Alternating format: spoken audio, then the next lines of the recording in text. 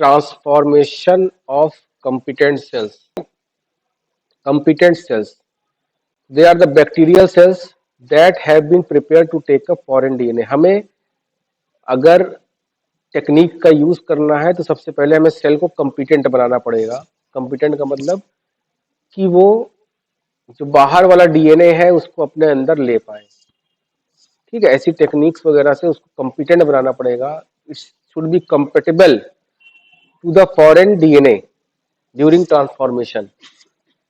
तो ये प्रॉपर्टी बहुत इंपॉर्टेंट होती है अगर हम लोग molecular biology technique, genetic engineering या प्लाज्मिड प्रोपोगेशन कुछ भी कर रहे हैं तो। और कंपिटेंस हमारा लैब में भी होता रहता है। नेचुरली हमने बताया था कि ये होता रहता है, लेकिन ये बहुत कम अमाउंट में होता है, बहुत कम परसेंटेज में होता है। इसको हमें इंड्यूस करना पड़ता है आर्टिफिशियली इन द लैब। तो अब इसको इंड्यूस कैसे करोगे, कैसे आप उसको कंपिटेंट बनाओगे? तो वहां पे दो तरीके हम लोगों ने डिस्कस किए, natural transformation and artificial transformation. Natural transformation में तो नेचुरली ही बैक्टीरिया उसको ले रहा है, जैसे कि यहाँ पे एग्जांपल दिया हुआ है बैसिलस सबटिलिस स्ट्रेप्टोकोकस निमोनी। तो ये बैक्टीरिया नेचुरली ही फॉरेन डीएनए को अपने अंदर लेते रहते हैं। In the case of stress, starvation, अगर इस टाइप की कंडीशंस आती हैं तो वहां पे ये देखा गया है कि ये स्ट्रेस के प्रभाव में ट्रांसफॉर्मेशन शो करते हैं, कंपिटेंसी शो करते हैं। लेकिन ये बहुत ही लो एफिशिएंसी में होता है। यहाँ पे आप जैसे देखा लो efficiency in nature, it's a natural part of their genetic recombination mechanism, और एक सर्वाइवल स्ट्रेटजी के रूप में ये काम करता है। लेकिन जब एज ए टूल हम यूज करते हैं तो यहाँ पे क्या होता है, एक तो डिफरेंट मेथड्स अवेलेबल है हमारे पास, हर तरीके का एक्सोजिनस डीएनए को हम उसके अंदर डाल सकते हैं, और इसकी इफिशियंसी भी इंक्रीज हो जाती है इससे। तो यहाँ पे जो दिया है हमने कि recombinant DNA into host bacteria using laboratory technique methods, जो मेथड हम लोग डिस्कस करने वाले थे, chemical competence and electro competence. Chemical competence में हम लोग केमिकल का यूज करते हैं, और इलेक्ट्रो कॉम्पिटेंस में हम लोग इलेक्ट्रिक पल्स का यूज करते हैं। ठीक है, थोड़ा सा डिटेल मैंने यहाँ दे दिया था इसका। यहाँ पे आप देख पाओगे, अगर हमें ये करना है सबसे पहले सेल को ग्रो करेंगे, चाहे तो ये वाला हो चाहे ये वाला हो। यहाँ हम सेल को ग्रो करेंगे, इसके बाद हार्वेस्ट करेंगे, हार्वेस्ट किया यहाँ पे भी। फिर यहाँ से इस वाले में हम लोग जनरली कोल्ड कैल्शियम क्लोराइड का यूज करते हैं, जिससे कि कैल्शियम जो रहेगा इसका नेगेटिव चार्ज न्यूट्रलाइज कर देगा। डीएनए के ऊपर पॉजिटिव चार्ज होगा, नेगेटिव चार्ज होगा डीएनए के ऊपर, यहाँ पे कैल्शियम के ऊपर पॉजिटिव चार्ज होगा, तो एक तरीके से न्यूट्रलाइज कर देगा। इससे क्या होता है कि डीएनए को सेल के अंदर जाने में फैसिलिटेशन, मतलब उसको आसानी से वो जा सकता है उसके अंदर, फैसिलिटेटिंग डीएनए बाइंडिंग। एक तरीका और इसमें किया जाता है, केमिकल के अलावा हम लोग इसको हीट शॉक भी देते हैं। एक टेम्परेचर थोड़ा सा इंक्रीज कर दिया जाता है बहुत ही कम समय के लिए। उससे क्या है कि इसके अंदर पोर्स टाइप में बन जाएंगे, और ये पोर्स की मदद से, ये टेम्परेरी पोर्स, तो वो अंदर जा सकता है। और फिर इसको स्टोर भी करते हैं हम लोग -80 में। ठीक है, तो केमिकल वाले में इस टाइप से किया। यहाँ पे हार्वेस्ट करने के बाद एक सिंपली एक मशीन होती है इलेक्ट्रोपोटेशन, इसके अंदर हम लोग सेट कर देते हैं, और वो इसको पल्स देती रहती है बहुत ही मिली सेकेंड में, अब सेकेंड से भी कम उसमें हाई वोल्टेज इलेक्ट्रिक पल्स दिया जाता है। लेकिन यहाँ पे हम लोग को सॉल्ट जो है रिमूव कर दिया जाता है, एक्सटेंसिव वॉशिंग की जाती है आफ्टर हार्वेस्टिंग, जबकि इसमें किसी वॉशिंग की जरूरत नहीं होती है। फिर यहाँ पे एप्लीकेशन क्या है इसके, plasmic transformation, cloning, gene knockout studies, synthetic biology. Plasmid का ट्रांसफॉर्मेशन करना है या क्लोनिंग का एक्सपेरिमेंट है, हर जगह आपको कंप्यूटेंट सेल्स तो बनाने ही पड़ेंगे, तभी आप अगले स्टेप में डाल सकते हो। तो ओवरऑल जितने भी आपकी मॉलिक्यूलर बायोलॉजी की जो एप्लीकेशंस हैं उसमें कंप्यूटेंट सेल्स को यूज किया जाता है। तो सारी ही वो एप्लीकेशन इसकी की एप्लीकेशंस हो जाती हैं। यहाँ पे फिर हम लोगों ने डिस्कस किया इसके डिटेल में चीज़ों को। जैसे यहाँ पे पिक्चर में आप देख पा रहे हो कि जो सेल को हमें कंपिटेंट बनाना है उसको हम लोग कोल्ड कंडीशंस में रखा है उसको, ठीक है। और उसके बाद इसको इंक्यूबेट किया किसमें, कैल्शियम क्लोराइड में, है ना। 30 सेकेंड 30 मिनट्स तक उसको इंक्यूबेट किया। देन बहुत ही कम समय के लिए हीट शॉक दिया, 30 सेकेंड 42 डिग्री सेंटीग्रेड। और उसके बाद वापस उस कंडीशन में आएगा, पोर्स इसमें बन जाएंगे और वो चीज इसमें अंदर चली जाएगी, फॉरेन डीएनए। यहाँ पे भी हम लोगों ने वैसे ही किया, लेकिन यहाँ पे हम लोगों ने इलेक्ट्रोपोरेटर लगाया जिससे कि 15 किलो वोल्ट पर जो इसमें एक चार्ज था वो हमने इसको दिया और उसके बाद ये वापस से उस कंडीशन में आ गया। तो इस तरह से फिगर बना के आप उसको लिखोगे जब आएगा कि कौन कौन सी मेथड्स है जिससे हम लोग ट्रांसफॉर्मेशन को इंक्रीज कर सकते हैं। These are the methods. कैसे लिखोगे, chemical transformation involves making chemically competent using divalent cations. Calcium divalent होता है, तो यहाँ पे कैल्शियम क्लोराइड CaCl2 उसको हम यूज कर रहे हैं, तो डाइवेलेंट कैटायंस यूज किया जाता है। जनरली हम लोग कैल्शियम यूज करते हैं, और भी है। हीट शॉक में एलिवेटेड टेम्परेचर दिया जाता है 25 से 45 डिग्री सेंटीग्रेड, जिससे कि उसकी परमिबिलिटी इंक्रीज हो जाती है। बहुत ही सिंपल मेथड है और ईल्ड भी काफी अच्छी है, 10⁻⁶ CFU पर माइक्रोग्राम। 1 माइक्रोग्राम लोगे तो 10⁻⁶ कॉलोनीज फॉर्मिंग यूनिट आपको मिल जाएंगी। पॉलीस्टाइरीन ट्यूब में अवॉइड किया जाता है क्योंकि ये उसके साथ चिपक जाता है, ठीक है। और इस तरह से ये एक प्रोसेस है जो मैंने अभी डिस्कस ही कर लिया है इसको। तो ऑलमोस्ट यहाँ पे आप देख पा रहे हो कि इसको हमने ग्रो किया और उसके बाद इसको जब हमने हीट शॉक और ट्रांसफॉर्मेशन किया तो यहाँ पे पोर्स टाइप में बन जाएंगे और ये इसके अंदर आ जाएगा, ठीक है। अंदर आने के बाद इसको ग्रो कराएंगे हम लोग, कहाँ पे, प्लेट करके, है ना। हमने इसको रिकवरी करा, उसका कराने के बाद जो जो हमारा ट्रांसफॉर्मेंट्स होगा वही इसमें ग्रो करेगा। ऐसा नहीं है सारी सेल्स इसमें ग्रो कर जाएंगी। फिर हम लोग इसको प्लेट में ग्रो कराएंगे तो जो ट्रांसफॉर्मेंट्स है वही इसमें ग्रो करेंगे और उससे हम लोग इसकी जो अपनी डिजायर्ड जीन वाला कॉलोनी है उसको हम लोग चूज कर सकते हैं, ठीक है। तो केमिकल ट्रांसफॉर्मेशन में 10⁻⁵ to 10⁻⁶ कॉलोनीज फॉर्मिंग यूनिट बनती है पर माइक्रोग्राम। कैल्शियम के अलावा मैंगनीज भी यूज किया जाता है, पोटेशियम भी है।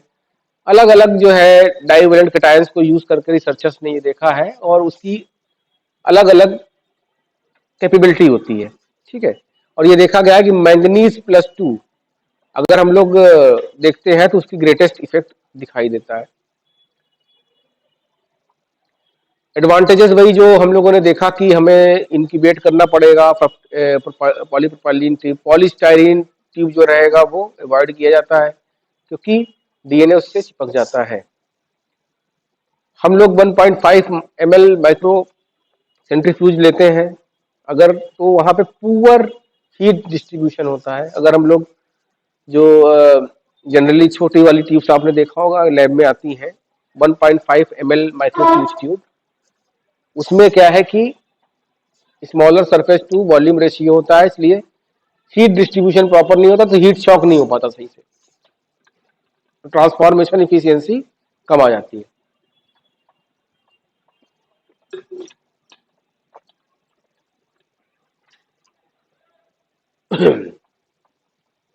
अगर हमें केमिकल ट्रांसफॉर्मेशन को सक्सेसफुल बनाना है तो 1 to 10 nanogram of DNA recommend किया गया है और 1.5 microlitre is sufficient for the transforming.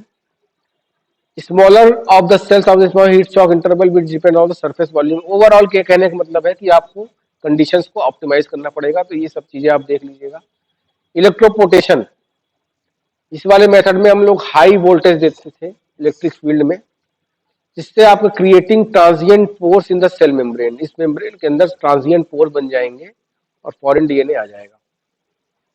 तो ये मशीन जिस टाइप से होती है, यहाँ पे ऐसे रॉड्स निकले हुए हैं इसमें, और वो मशीन जब लगाते हैं तो ये इस टाइप से 4000 to 8000 वोल्ट पर centimetre for very brief time, few milliseconds. ठीक है, तो ये एक्सपोज करेंगे तो इस टाइप से ये पोर्स बनेगा और ये फॉरेन डीएनए आ जाएगा। अगर ये यूकैरियोटिक सेल ले रहे हैं तो इसको हम लोग ट्रांसफिक्शन का नाम देते हैं। हमें सेल को पहले प्रिपेयर करने पड़ता है और उसमें आइस कोल्ड डी एनाइज वाटर की हेल्प से रिमूव करना पड़ता है सॉल्ट को। ये मेथड का प्रोसीजर है। फिर इलेक्ट्रिक पल्स एप्लीकेशन देंगे हाई वोल्टेज का इलेक्ट्रोफोरेटर मशीन से। पोर्स के जरिए आपका डीएनए अंदर आ जाएगा बैक्टीरियल सेल्स में।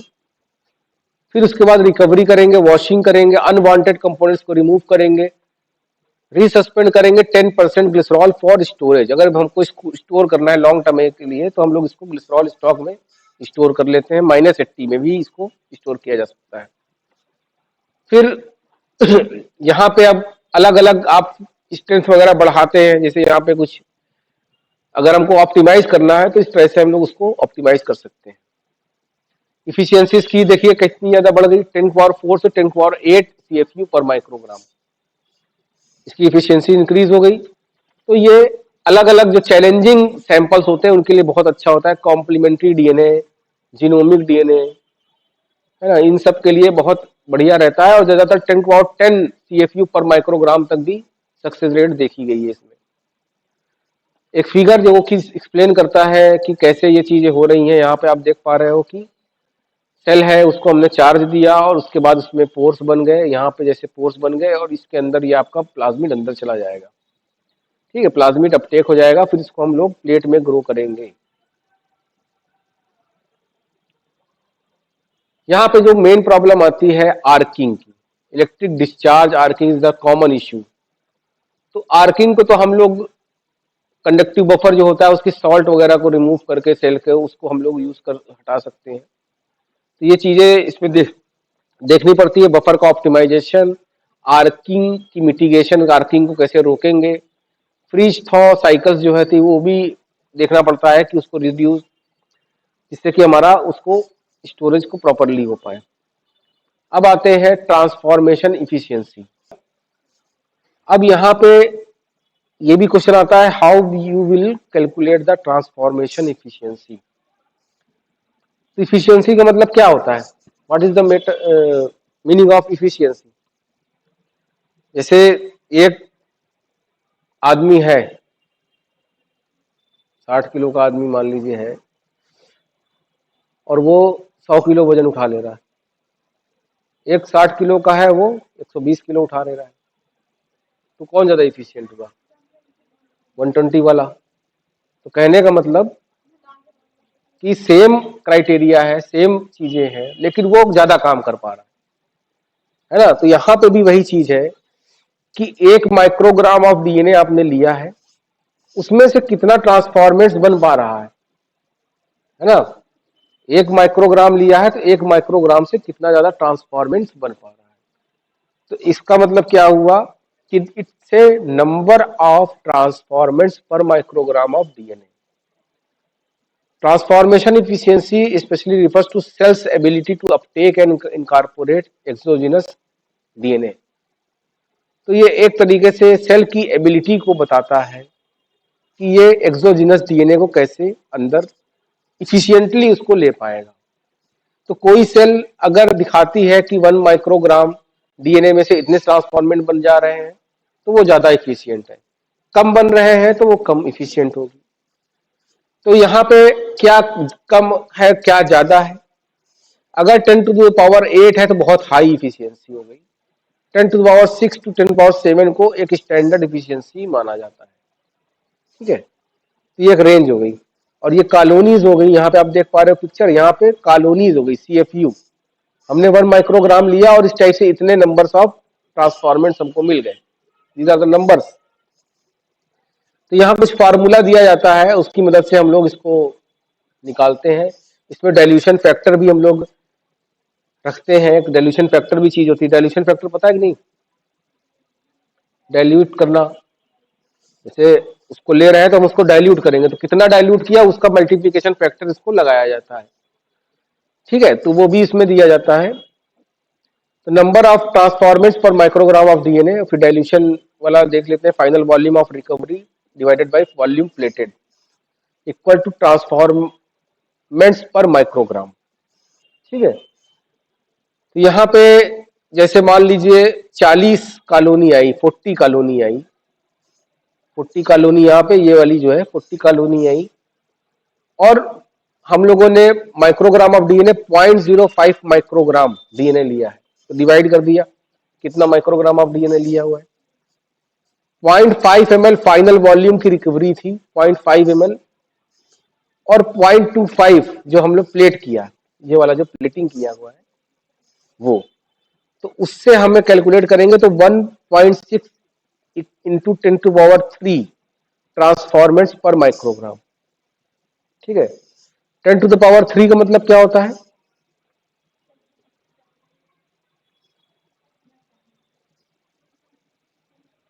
है 1000। सही है, तो यहाँ पे 100 कॉलोनीज अगर है तो वैसे ही करके यहाँ पे भी फार्मूला निकाला जाता है। तो इस तरह से एक फार्मूला जो है? नहीं, सॉल्व करने नहीं आएगा, लेकिन ये आएगा ट्रांसफॉर्मेशन इफिशियंसी क्या होती है, और एक फार्मूला लिख सकते हो, और ये एग्जांपल अगर दे सको तो बेस्ट रहेगा। ठीक है, ये तो मतलब ऐसे क्वेश्चन नहीं देगा कि इतने का इतना है, ऐसा करके मैथ में कुछ इसमें नहीं आएगा, लेकिन अगर ये एग्जांपल्स देते हैं तो ज्यादा बेटर रहता है। तो यहाँ पे भी मैंने इसीलिए एग्जांपल की मदद से आपको इसको समझा दिया है। अब यहाँ पे ट्रांसफॉर्मेशन इफिशियंसी क्यों इंपॉर्टेंट होती है? Why is transformation efficiency important? अगर हमें इवेल्युएट करना है डीएनए के अपटेक मेथड्स को, हमने जो मेथड यूज किए हैं क्या वो सही है? हीट शॉक मेथड हुआ, इलेक्ट्रोपोरेशन मेथड हुआ, या कोई भी केमिकल मेथड हुआ, वो क्या सही है? तो उसमें से कौन सा अच्छा है वो हम जानने के लिए इसको यूज कर सकते हैं। एक्सपेरिमेंटल पैरामीटर्स ऑप्टिमाइज करना, टाइप ऑफ प्लाज्मिड, कौन से प्लाज्मिड से अच्छा होता है, कौन से प्लाज्मिड से खराब होता है, कौन से होस्ट से अच्छा ट्रांसफॉर्मेशन एफिशिएंसी है, कौन सा प्रोटोकॉल बेस्ट है बेटर रिजल्ट के लिए। तो ये सब कैसे जानोगे जब तक आप इफिशियंसी नहीं निकालोगे? तो कोई ना कोई पैरामीटर होना चाहिए ना, कौन सा बैट्समैन अच्छा खेल रहा है, एक तरीके से देखा जाता है कि कौन सा अच्छा खेल रहा है। तो अलग अलग पैरामीटर होते हैं कि ये बैट्समैन इस कंडीशन में अच्छा खेलता है, इस वाली उस पे अच्छा खेलता है, तो उस टाइप से चीजें हम लोग उसकी इफिशियंसी पता करते हैं। तो टेस्ट प्लेयर है तो टेस्ट वाले को खिलाएंगे, T20 वाला है तो T20 को देखेंगे, तो हर जगह उस टाइप से मैनेज किया जाता है। अगर कोई है तो वो सब में चल सकता है, ऐसा भी होते हैं प्लेयर। तो वही चीज यहाँ पे भी है कि ऑप्टिमाइज करना पड़ता है, तो उसको ऑप्टिमाइज करने के लिए एक स्टैंडर्ड है। फिर बायोटेक्नोलॉजिकल एप्लीकेशंस में इंपॉर्टेंट होता है, जीएमओ बना लो, इंसुलिन का प्रोडक्शन करना है, वैक्सीन करना है, तो हर जगह आपको इफिशियंसी देखना पड़ेगा कि हमारे प्रोसेस की क्या इफिशियंसी है। जीन थेरेपी है, वहां पे भी वही चीज कि थेरेपेटिक जीन अंदर गए हैं उसको जेनेटिक डिसऑर्डर में, उसके ऊपर डिपेंड करता है ना कि अंदर जाएंगे, तो वो चीज यहाँ पे ट्रांसफॉर्मेशन इफिशियंसी से पता चल जाती है। तो एक तरीके से ये इसकी एप्लीकेशन में भी आप आ जाएगा ये चीजें, और इम्पोर्टेंट क्यों है ये भी आप लिख सकते हो। एक तरीके से ये हो गया। अब इसमें फैक्टर कौन कौन से इंपॉर्टेंट हैं जो इसको इफिशियंट, ये क्वेश्चन भी आया हुआ है, what are the different factors which affects the transformation efficiency. हम लोगों ने देख लिया ट्रांसफॉर्मेशन क्या होता है, कौन कौन से मेथड्स है उसके, कैसे उसको निकालते हैं वो उसको। अब हम लोग देख रहे हैं कि ये फैक्टर्स कौन से हैं जो इसको वो करते हैं। तो प्लाज्मिड का size, smaller plasmid with high copy number usually result better efficiency. एक तो छोटा है प्लाज्मिड और साथ में नंबर्स उसके ज्यादा है, वो अंदर जाके हाई कॉपी नंबर बनाता है, तो इस तरह वाले प्लाज्मिड को देखा गया है कि ये बेटर काम करते हैं। तो यहाँ पे लार्ज प्लाज्मिड अगर आप दोगे लार्जर उसमें दोगे तो क्या होगा कि ट्रांसफॉर्मेशन इफिशियंसी घट जाएगी। तो इसलिए जो है smaller plasmid with high copy number. Origin of replication भी इफिशियंसी को इफेक्ट डालती है, number of high copy number origin generally being more efficient. और ये देखा गया कि multiple plasmid do not significantly affect the successful transformation event. अगर दो दो प्लाज्मिड डाल रहे हैं तो भी ऐसा नहीं है कि वो इसको इफेक्ट डालेगी, तो दो डबल प्लाज्मिड भी डाल सकते हैं। फिर DNA quality and size, DNA की क्वालिटी जो है वो कैसी है ना, उसका क्वालिटी सही है, प्योरिटी कैसी है उसकी, वो सब चीजें इसको देखा जाता है। फिर यहाँ पे fragmentation of transformation contaminants can compete with your desired DNA and lower efficiency. Ensure DNA is relaxed circular form for efficient uptake by the cells.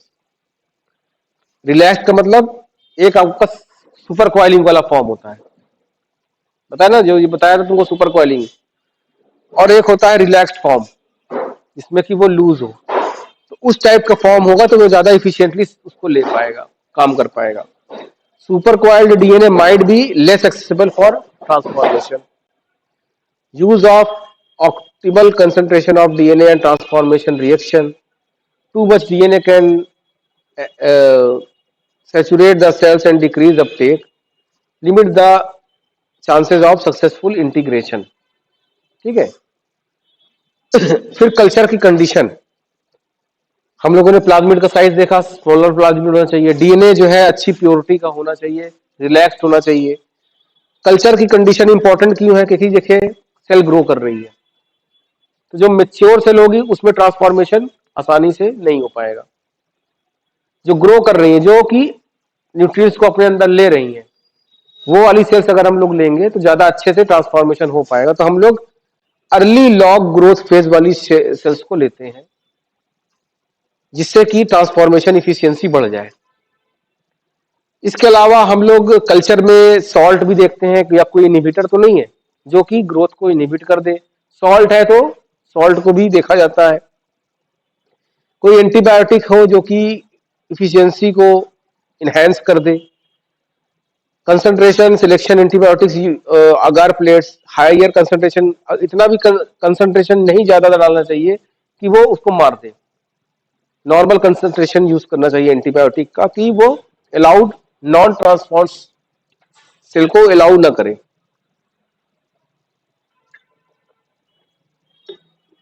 फिर इसके बाद ट्रांसफॉर्मेशन कंडीशंस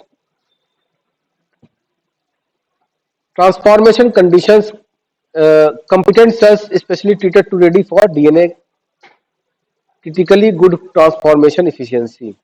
हम लोगों ने जस्ट सेल को ट्रीट किया है, ताजा ताजा ट्रीट किया है, मतलब तो वो सेल्स ज्यादा है अच्छी रहती हैं, ट्रांसफॉर्मेशन इफिशियंसी उसकी अच्छी होगी, बजाय इसके कि उसको स्टोर करके फिर यूज करें। ठीक है, ये देखा गया है। Choose the appropriate transformation method for sale type and DNA size. तो हमें कौन सा मेथड यूज करना है, जैसे केमिकल वाला करें कि इलेक्ट्रोपोर्टेशन वाला करें। अगर इलेक्ट्रोपोर्टेशन करेंगे, पोरेशन करेंगे इलेक्ट्रोपोरेशन, तो क्या होगा कि जो हाइयर ट्रांसफॉर्मेशन इफिशियंसी होगी देन द हीट शॉक, और साथ में ये इलेक्ट्रोपोरेशन वाला इफिशियंट तो है लेकिन बैक्टीरिया के लिए हो सकता है नुकसानदायक हो। तो हमें सेल्स को देखना पड़ेगा कि इलेक्ट्रोपोरेशन जो है मेमेलियन सेल्स में करें, प्लांट सेल में करें, तो जो सेल्स इलेक्ट्रोपोरेशन को सह पाए। ठीक है, तो इस जगह हर जगह उसको नहीं यूज करते, तो वहां पे हमें बैक्टीरिया के लिए अगर होगा तो केमिकल ट्रांसफॉर्मेशन करेंगे। Optimize temperature incubation time parameters, वहां पे इन चीजों का यूज करेंगे, ऑप्टिमाइज करेंगे चीजों का। लाइगेशन मिक्सचर में रिड्यूस द इफिशियंसी, अगर कंटेमिनेशन है लाइगेज एंजाइम वो है तो वो हो सकता है इफिशियंसी को रिड्यूस कर दे। इसके अलावा कुछ स्पेसिफिक म्यूटेशन, अगर हमारा जो स्ट्रेन है वो म्यूटेशन वाला कोई है जिससे ट्रांसफॉर्मेशन इफिशियंसी इंक्रीज हो गई है, जैसे कि कुछ देखा गया है कि म्यूटेशन इन DEOR या REC-BC, ये जीन के नाम है, ये ट्रांसफॉर्मेशन इफिशियंसी को इंक्रीज कर देते हैं। तो वो वाले म्यूटेंट्स को हम लोग यूज करेंगे सेल्स, तो हमारी ट्रांसफॉर्मेशन इफिशियंसी भी बढ़ जाएगी। तो कहने का मतलब सेल्स जो है उसको यूज करना है जिसकी ट्रांसफॉर्मेशन इफिशियंसी अच्छी हो। फिर damage to DNA during gel electrophoresis can damage lowering transformation efficiency. Protective measure जैसे cytidine guanosine to the buffer to mitigate the damage. अगर यूवी एक्सपोजर करते हैं हम लोग तो देखा गया है कि जेल इलेक्ट्रोफोरेसिस के दौरान, जैसे हम लोग जेल देखते हैं यूवी लाइट में, तो वहां पे ट्रांसफॉर्मेशन इफिशियंसी घट जाती है। तो हम लोग प्रोटेक्टिव मेजर लेते हैं, कुछ केमिकल्स डाल देते हैं, साइटिडीन या गुआनोसिन, जिससे कि वो मिटिगेट ना हो पाए। तो ये कुछ तरीके हैं जिससे हम लोग इसकी इफिशियंसी को बढ़ा सकते हैं।